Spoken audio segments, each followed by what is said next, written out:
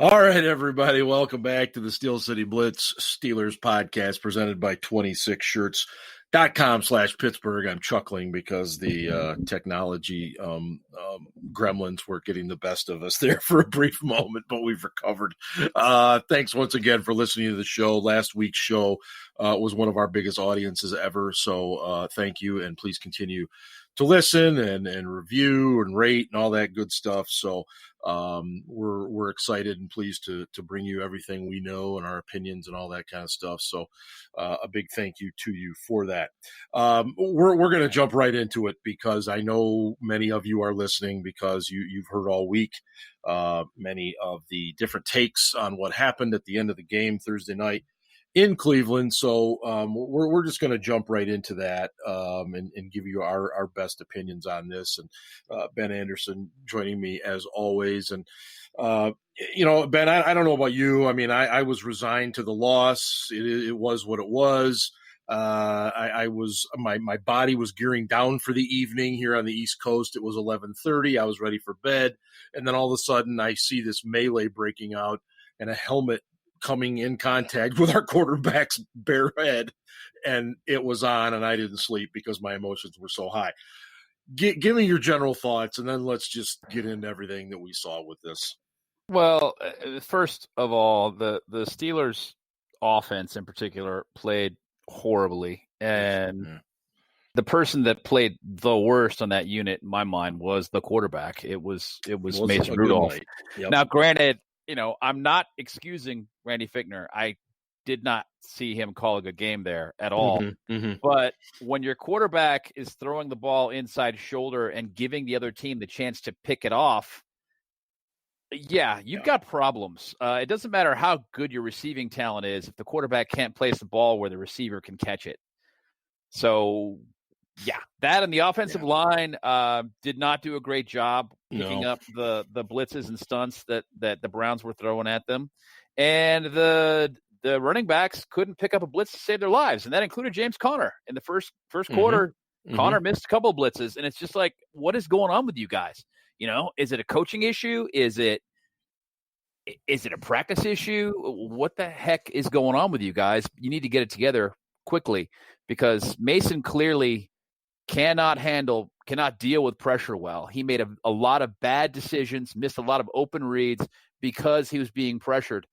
And when you get a rep like that, that's what they're going to throw at you over and over and over again until you show that you can beat those blitzes. That's one of the things that Ben is very good at. Yeah, the blitz is coming. Definitely. He's like, oh, I got this guy in the middle of the field is open. Boop. Not going to pull that crap again, are you? And then they don't. Yeah. Well, the blueprint is there now. I think Cleveland came up with some blitzes and things that there's no question in my mind Cincinnati's going to be using come Sunday. Well, yeah, but I mean, honestly, Cincinnati's just not as talented. I mean, they've got Dunlap. They've got Dunlap and they've got Johnson, but excuse me, they've got Geno Atkins. Yeah. But Geno Atkins isn't Geno Atkins anymore. He's still above average, but he's not the great player that he once was. And they're not as talented in the defensive backfield, and their linebackers are slow, and that's why they're 0-10. I mean, they're going no place. This is the game to sit your injured players. It really is. I'm not saying it's going to be easy. I'm not taking it off in the W column already, but I mean, honestly, the Steelers should be able to go in there and get a victory. I don't know if they're going to cover. I don't know what the spread is, but I'm sure the Steelers are favored by more than they should be. Given the circumstances. Yeah. I think the Steelers defense also did not play well enough. They allowed Mayfield to get out of the pocket, and that's how he killed him. I mean, it wasn't, but, I don't know, 4 plays he made all night, but those 4 plays were the difference in the game. And, that and all the damn picks that Mason threw, those are the difference in the game. And honestly, when you turn the ball over 4 times and you don't get any takeaways, you're lucky that you only lost by 14 points. Well, and that's exactly what the Steelers had been doing. They had been turning other teams over and not turning it over themselves as often, and had been able to survive that way. But yeah, when you throw 4 picks and you don't get anything on the defensive side, I mean, let's be honest here, Ben. The Steelers were only down by 7 in the fourth quarter. I mean, Cleveland should have run that game away until that last pick. I agree with you. It was a shock to me that they were still in it that late. And stunning. Yeah, I mean, I tweeted something this week, and I was just like, basically when you live by the turnover, which is what the Steelers have done, because it's not like their defense is getting stops when they need them. They're creating big plays by getting sacks and getting turnovers, but they're not getting stops. They're not getting off the field when they need to. They were letting the Browns convert 3rd and 7s, 3rd and 8s. Yes. That just can't happen, man. The Browns didn't run for much. They were like 3 yards a carry overall on the average. Right. But when they did get yards, it was when they needed them. And their success rates on 3rd down were ridiculous. And that just can't happen, man. It just cannot happen. The Steelers' D has got to play better than that going forward. I realize this isn't like, I'm sorry to say this is not a Super Bowl year, guys. Sorry. You can no. You can hate me tomorrow if you want, but it's not. This is a young defense. They are on the rise. They are good. They're getting better on a week-to-week basis, and they look good. The arrow is definitely up. I'm not being negative here at all. Yeah, but they're not there yet.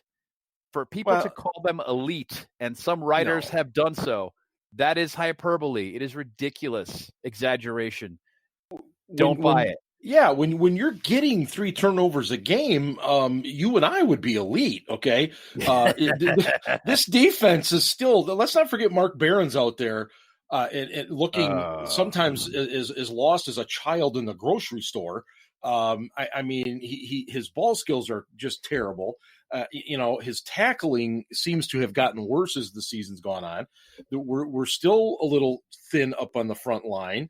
Terrell Edmonds, the guy is just a wonderful athlete, but again, just doesn't do nearly enough for me in that capacity. So yeah, the arrow is definitely up on this defense, but there's still plenty of things to attend to as we go forward in this season and of course beyond.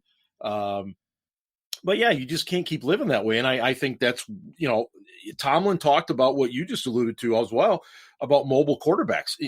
Baker Mayfield got outside the pocket, he created time, and he found open receivers. And the Steelers have relied on getting pressure, getting sacks, getting quarterback hits. Well, what that does on the back end is those guys don't have to cover as long. Well, when the quarterback's out of the pocket, now you got to cover longer, and it wasn't happening. Right. And in the NFL, you can only hold coverage for so long. Given the rules, the fact that you cannot contact the player past 5 yards, it's holding, automatic first down.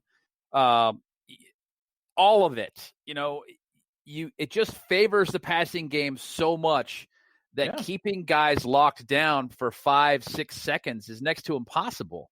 If the quarterback can extend the play and buy time behind the line of scrimmage, eventually he's going to find somebody who's open. And that's what happened. And he burned us on it. And I would hope that going forward, what they do is rather than trying to pressure him from the sides, they try and pressure him from the middle. And they've got a free rusher on the outside so that if he decides that he's going to try and break the pocket, there's somebody standing there going, oh, yeah? Well, that was dumb because now I'm taking you down. And just keep him in the pocket and make him throw the ball from the pocket. That's where he is the least dangerous, and that's where you want him. Absolutely. And I think the loss of Tuitt impacts exactly what you were just saying there about that interior pressure. And Ryan Lindley this week, who's been starting the last 2 weeks for the Bengals, he's got some mobility. I think he ran for about 40 or 50 yards this week. So, it's another guy they're going to have to deal with. We're going to see Kyler Murray down the road, who obviously is extremely mobile.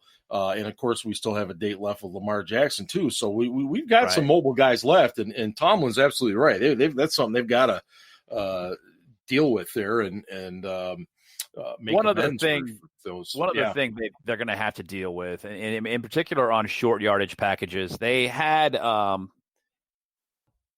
I hate to say this. They had Javon Hargrave in there on goal line D, and Joel Bitonio just handed him his lunch.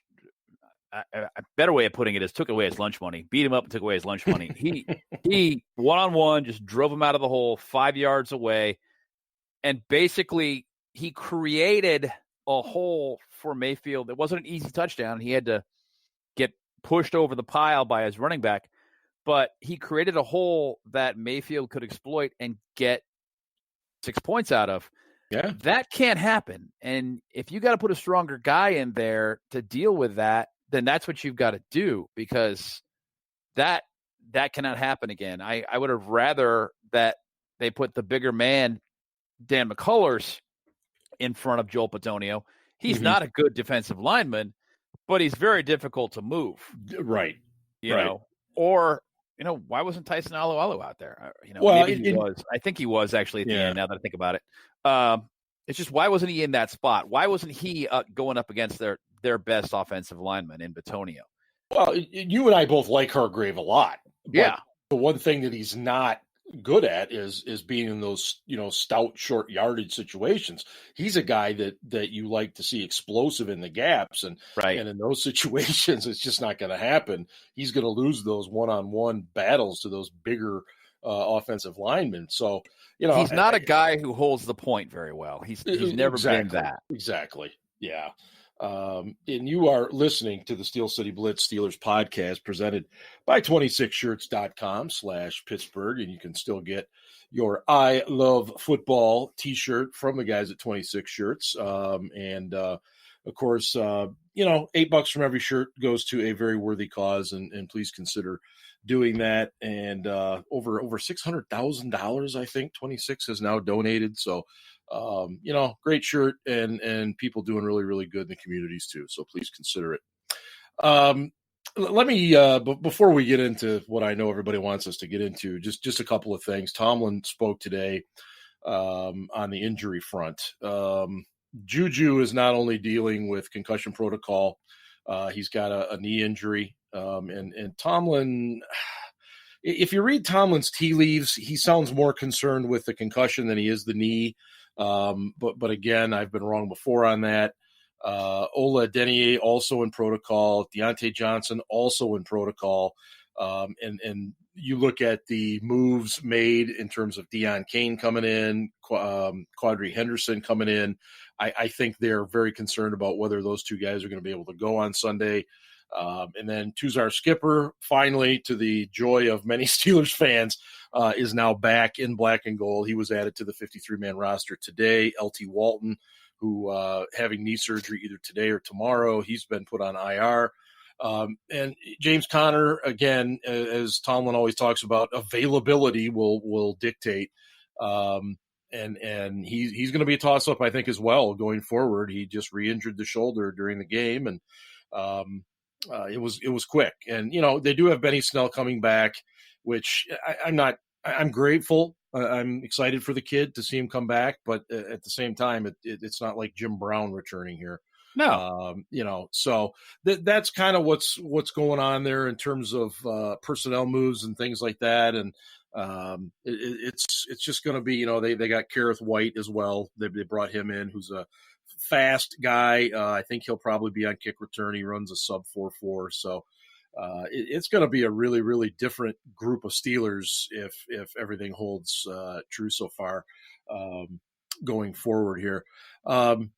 Anything from the personnel moves, Ben, that you want to comment on? No, just that it's pretty clear that Ola's not going to be available this week, and that's why they've gone ahead and they've signed Skipper. They wanted to bring him back anyway. I don't know why they didn't do this before, but it begs the question: as many times as Jay Elliott has been signed and bumped, and signed and bumped and signed and bumped, is the same thing going to happen to Skipper here? I Well, wonder. it's a good question, and I think it's going to be all based on who's healthy and who's not week to week. I will say this: Chiquillo is also banged up. He's not nearly 100%, and Ola has pretty much been not 100% all season, which has been a big disappointment because I know a lot of us thought he would be a really, really good third outside linebacker this year, and it just hasn't turned out to be that way. So I see what you're saying. I think it's very possible he's going to be here one week, cut the next, here again, cut the next. I mean, it's just going to be based on what's going on with injuries and stuff over these final 6 weeks. But what we saw of Skipper in the preseason was good. I mean, he was an explosive guy on the edge. He was making plays, but again, grain of salt here. You got to remember he's playing against second and third team guys for the most part. And it's big boy football now, so it's going to be a little bit different. I think any of us that expect him to come out there and get 2 or 3 sacks and force fumbles, that might be asking him a bit much. I would take it, don't get me wrong, but it's probably just not realistic. Okay, let's just dive in here, Ben. Did you think the Cleveland Browns were headhunting on Thursday night? Yeah, I kind of did. I thought their DBs were, it was just too coincidental. And then you look at everything that's taken place since. It turns out that Cleveland is the most penalized team with the most ejections in the league. Mm-hmm. And at least one of those guys, and I don't recall who it was, the second guy who came in and hit Juju in the helmet, I thought he should have been ejected. That was an easy blow to miss, and he came in anyway and hit him square in the head.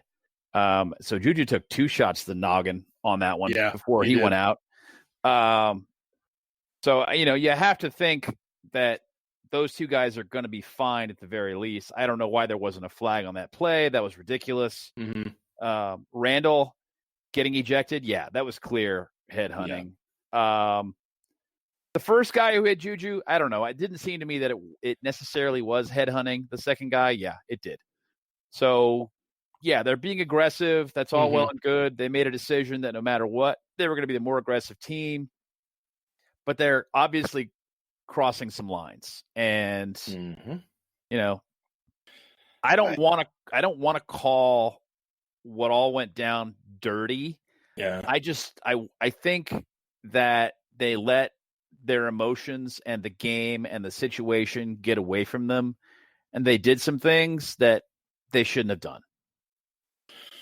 Well, I agree with you. I think that goes without saying. I think there's no question that they talked probably all week about being a more aggressive team. Probably tired of getting pushed around, shoved around by the Steelers, who they haven't beaten since I think 2014. And they desperately needed a win to stay alive for any hopes of the postseason. So I think they were basically saying, let's throw caution to the wind. Let's be aggressive. And if we cross some lines, we cross some lines. But the other thing that I don't think was discussed much is that there were 2 or 3 plays during the game where Rudolph took a pretty big hand or arm directly to the face or the head. We've seen those with Ben Roethlisberger not get called.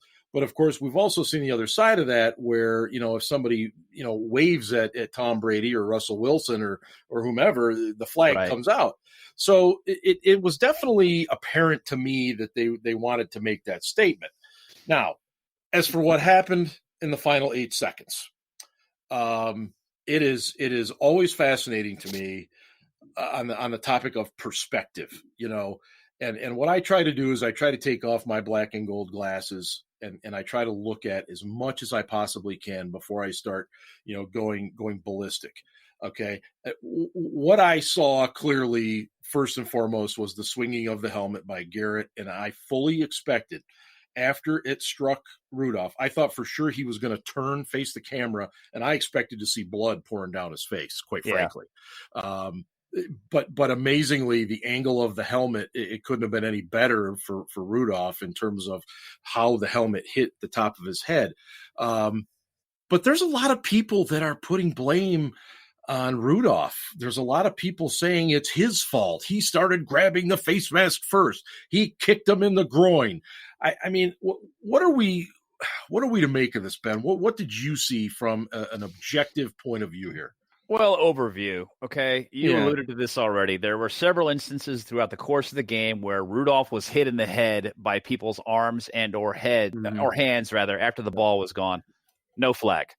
And typically when that happens to a quarterback and certain, noted quarterbacks, that's going to happen more often than it does with others. But when that's happening on a consistent basis to the quarterback and it's not getting called, that's going to get frustrating. For the last 5 plays, Rudolph was hit by the defensive line. The last play where Garrett hit him, the ball was gone. Garrett knew the ball was gone. Okay. Yep.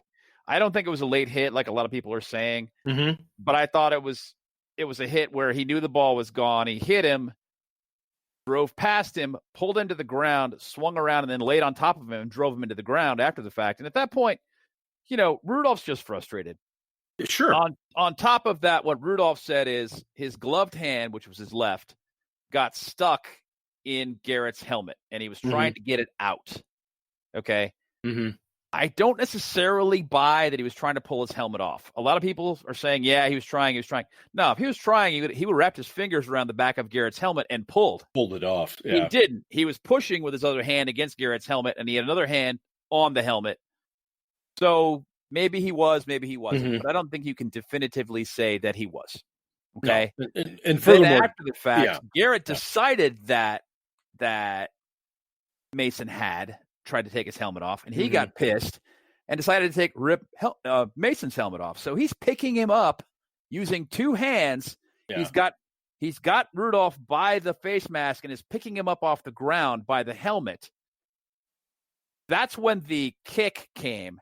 Look, there is no way in hell that Rudolph could have aimed for someone's groin. He had 2 hands in his face on his face mask. He couldn't see what he was aiming at. What he was trying to do was get a foot because he was reaching out for the guy and couldn't reach him. Right. So he tried to get a foot on him someplace so he can separate himself from that player. Okay. Kicked him in the groin. Fuck, whatever. You know what? I don't know what people expected him to do. Just sit there like a rag doll and just take it? No. Exactly. No. So I don't buy that. I will not buy into that excuse. Don't come to me with that trash. That's bullshit. At which point, obviously Garrett rips his helmet off. David DeCastro comes in, breaks up the whole thing. Now Rudolph's pissed. Rudolph said that he was going back around DeCastro, not to fight with Garrett, but to have words with him. I don't believe him. I think he wanted to fight him. Okay. So did he escalate the situation? Yes, he did. Yeah. Did he deserve to get hit over the head with a helmet? No. And if you think he did, hear me out, Steelers fans who are saying Rudolph started it. You do not understand escalation of violence. Okay. If I outweigh you by 50 pounds and you shove me and I pick up a brick and hit you in the head, I don't get to claim self-defense. No. So don't come to me with that weak ass shit either. All right. There is nothing there that excuses that. Nothing. Nope. In fact, if he'd hit him in the temple, he might have seriously hurt him and or killed him. Okay? The 2 things saved him. 1, he got hit right in the top of the noggin. Yep. With the back edge of the helmet, which is already padded, and David DeCastro's arm blunted part of the force when Garrett's arm came down on top of Rudolph. Right. Okay? So that's my take on the whole thing. Was Rudolph responsible? Sure, partly. And he's going to be punished for it. Does he deserve to be suspended? No, he does not. And I'll be honest, if Garrett hadn't swung the helmet, I wouldn't have said that he deserved to be suspended either. I would have just said, well, it's a football fight, and sometimes they get out of hand, and, things happen. Things like that on the ground, things like that happen all the time. And nobody makes a big deal out of it. Well, and that was exactly what I had said all week long. I said, go to any college game, any pro game, turn the TV on and watch how many times you see a defender laying on top of a ball carrier, or in this case, a quarterback after he'd thrown it. And if he's not getting up, you'll see the offensive player pushing the guy to get off me. And that's what Rudolph was doing. You're talking about a guy that had played horribly. He'd thrown 4 picks.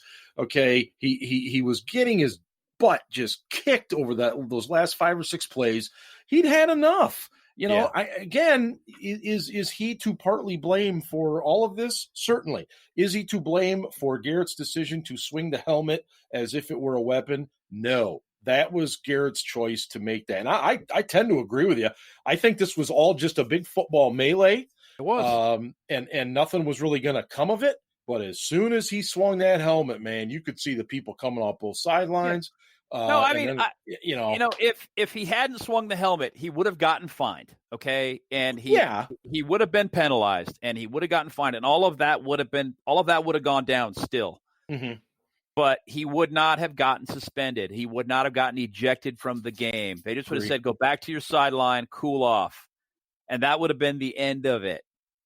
I mean, all of the guys that aren't on either team that have commented about this week have all said to a man that there are worse fights than this in practice regularly. That basically the unwritten rule is, as soon as the guy's helmet comes off, you stop fighting, unless both guys aren't wearing helmets, and then occasionally guys are throwing fists. Right. But that it's just football, basically. Sometimes there are fights like this, and it happens, and an hour later the guys are talking and everything's okay, and the next week, they're teammates and they're going out to play football together, and it's not a big thing. This was a really bad public fight, and Myles Garrett should absolutely be disciplined harshly, because it serves as not only a deterrent to him to never do it again, but to other players who might as well. And guys need to think about that. They do. They can't do things like this. That just can't happen. It isn't just about the PR, the public image. It's also about the fact that, Mason could have been seriously injured. Seriously. It was so close. You can't do that. And you and I both agree that neither one of us look at Myles Garrett as the devil here. Okay. No. This guy has a little bit of a history. He's thrown some punches. He's done some things to get flagged and fined. But at the end of the day, he's a football player. He's an aggressive guy. And he made a really, really bad decision. Right. Okay. Steeler players, people have made bad decisions too. Exactly. And so therefore I don't, if this continues every time Myles Garrett plays the Steelers, okay, then I'll probably change my opinion. But right now, I'm not going to look at him as enemy number one for right now. I think this was just a mess. It escalated. He made a horrible choice, and he's paying the price. And he'll be out the rest of the year. There's no doubt in my mind. I agree with you, and I just want to underscore that. I do not think him a bad person even. I think that I look at it from this standpoint. I don't know about you, but when I played, I played right on the edge, and people have described it as you're out on the field and you're seeing red, and you're that close to firing off and being in battle. You're like literally that close to it, but you're focused and you're reining it in. And for a second, he lost his focus, he lost his composure, and that was the result. And you can't do that. You just can't. You can play hard. You can play aggressive. There's a brutality to the game. We all understand that. We all expect it. But what he did was way over the line. That doesn't make him a bad person. It just means he lost control. That's it. Yeah. That's all. And for people to say this is assault and he should be arrested and blah, no. Right. If you really believe that, you either didn't play or you don't remember what it was like, because that's football. I'm not saying it's right, because it's not, but that kind of thing can happen. And I'm really grateful that it wasn't more serious.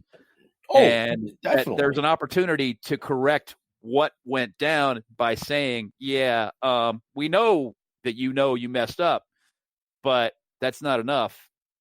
You're going to get punished here because we got to set a tone here. Well, the game of football, you're asking guys to beat the crap out of each other within the rules for hours and hours and hours, days and days and days. And that's going to wear on you. And eventually you are going to get frustrated. You are going to, as you said, you're going to be on that line already.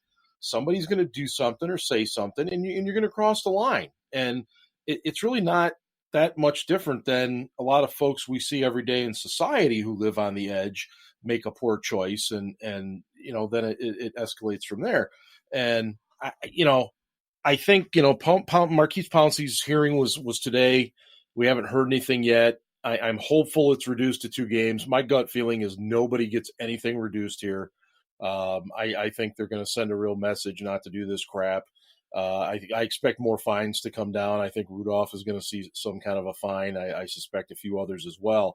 But this was just a bad look, and as you mentioned, this might have been the best thing in the world to happen to Mason Rudolph, because if this never happens, the talk about his performance is on the front page everywhere.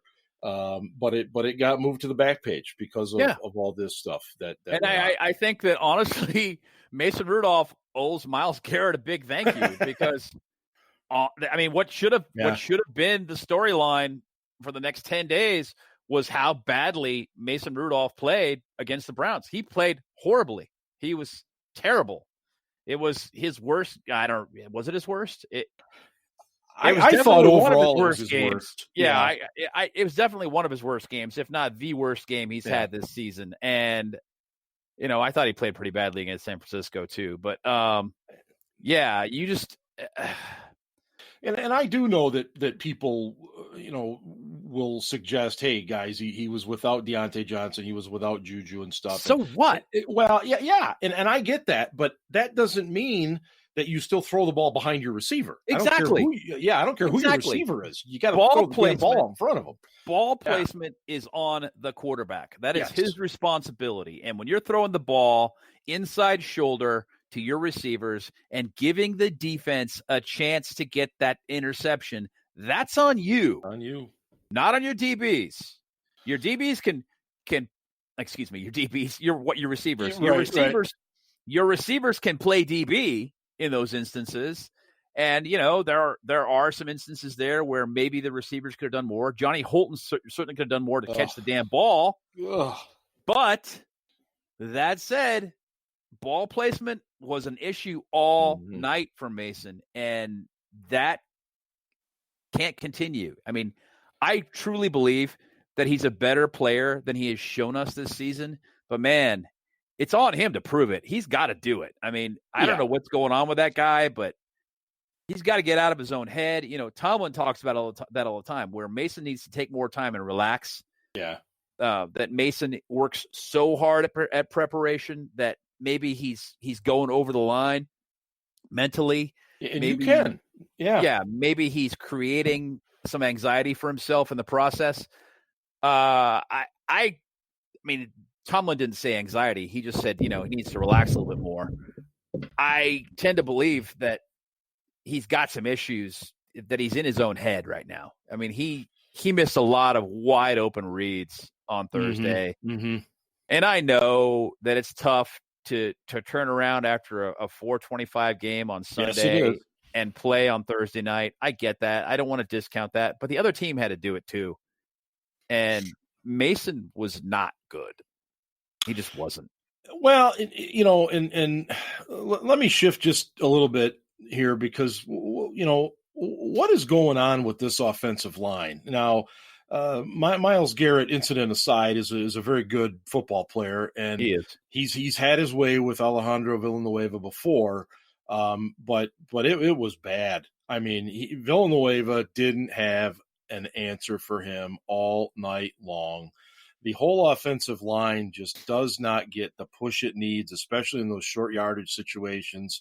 We've heard for years how great this offensive line is, and something is not right. Now, is it Mike Munchak being gone? Sure, that's probably got something to do with it. But what are you seeing that just isn't working with this group right now? Foster isn't the same player this year.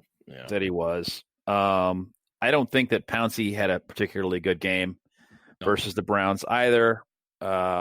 He had a couple of errant snaps. I saw one play where he absolutely got pancaked. It wasn't a very Pouncey-like performance. It it was a little disappointing. Al always struggles with Garrett. It's like Garrett is just tailor-made to beat Al, and he seems to be the guy that he has the biggest issues with. And that's football too. I mean, usually you run into that one guy that you just struggle with no matter what, and it's always a battle every single time you go out there. And for Al, it's Myles Garrett. Garrett does an amazing job of strength to speed, switching the combination around a little bit. But the big thing is the way he gets inside of Al and just bull rushes him. And as we've talked many, many times on this show, Al has that build that just isn't conducive to being a better offensive tackle. And Garrett takes advantage of that. And as you said, it's just one of those matchups. It really is. Yeah. So this week we'll obviously see BJ Finney will be in at center. Right. That'll be the only change. And then certainly they're going to have there could be others, but Derwin Gray is going to end up. He's probably going to get a hat. I'll bet you. I think so too. And which means a roster move. I don't know who else they would put in at guard unless they decide to move. Well, there's been a rumbling that Chooks. You could. Yep. You could dress Chooks, and if you had an issue at guard, you can move Filer over and then put Chooks at right tackle. So that's probably what they'll end up doing. Yeah, you dress 7 guys, so it's who? It's the regular 5, and then Banner and Chooks. Yeah, probably. Yeah, I think that's what you're looking at. And running back wise this week again, Ben, you're looking at another running back by committee more than likely because, Connor is not going to be 100% even if he does go. Ian and I were chatting today. I don't know that Samuels is 100% from his knee. He doesn't seem to have the burst that he did before. Yeah. So I'm wondering about him. And again, I think it's great that Benny Snell's coming back. But, what can we really expect out of him? So Benny Snell is not good. Sorry, Steelers fans. No, he's Benny Snell. He's not. He's better than Trey Edmonds because he can see, and Trey Edmonds apparently cannot see. But he's not, like you pointed out before, he's not Jim Brown. I mean, I just don't. I don't think he's a wonderful player. Saying he's better than Trey Edmonds is setting the bar pretty damn low. It's fantastic that we've got enough running backs to be able to run the running back by committee. But as you pointed out a minute ago, they're running it out of necessity, not because they want to. Well, yeah, they got to take some pressure off of Rudolph. I mean, because he's in a position where he's almost having to throw it all the time because they constantly find themselves in 2nd and 8, 2nd and 9, 3rd and 7, 3rd and 8.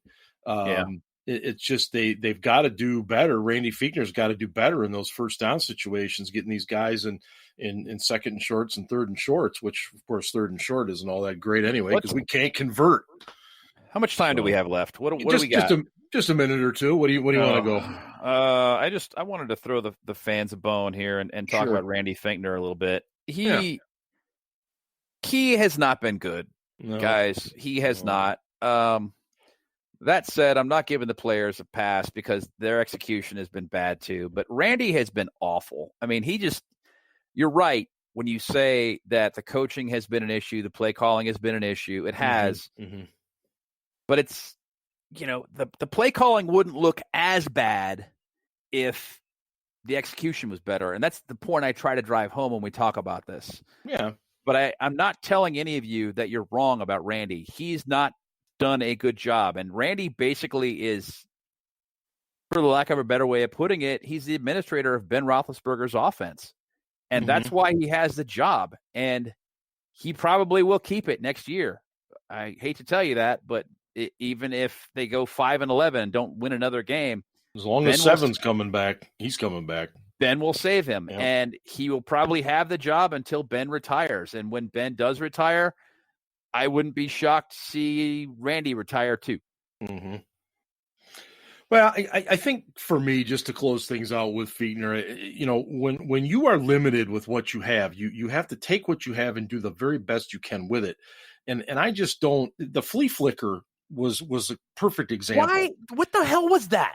We're averaging 2 yards a carry, so let's call it flea flicker. That'll work. I went back. I went back to my old coaching days, and I started thinking to myself, I've seen middle school coaches know better. If you're not running the ball, the flea flicker is not going to be effective. Don't do it. God, but I felt that that's the position he was in. It was almost like, well, geez, nothing else is working. I guess I'll call this. And of course it led to an interception, but Fichtner has got to put these guys in better positions. And yes, you're absolutely right. Execution is a huge part of it too. But they can each help each other, and I really think that's what they need to do this week. And no question, he can help those guys be better executors. He can by calling better plays. There's no question by calling plays that put them in a better position to be successful. But the guys right now aren't executing basics. They're not blocking. No. They're not catching. They're not throwing the ball where it can be caught. The running backs aren't hitting the holes when it's obvious where they're at. They're running in the middle when there's a hole on the right or the left. It's things like that that are killing them. Yeah. Yeah. And it's, you hope that this little bit of extra time they've had for some film study, some walkthroughs that maybe they've been able to adjust to some of that. It's not going to get fixed in 1 week. I know that, but hey, it's Bungles week. We go to Heinz Field West. I had to laugh at Mike Tomlin. He must have said hostile environment about 6 times today. He does realize that the stadium will mostly be Steelers fans, I think. But anyway, I wonder. I think it will. I think it will. We always show up to Cincinnati even when they're doing well. But I don't think too many if you can get tickets, and I don't think it'll be a problem this year. No, it will not. And hey, that'll do it for us tonight. Thanks so much for listening to the show. And thank you to 26shirts.com/Pittsburgh. So for Ben, this is Steel Dad signing off. And hey, go Steelers.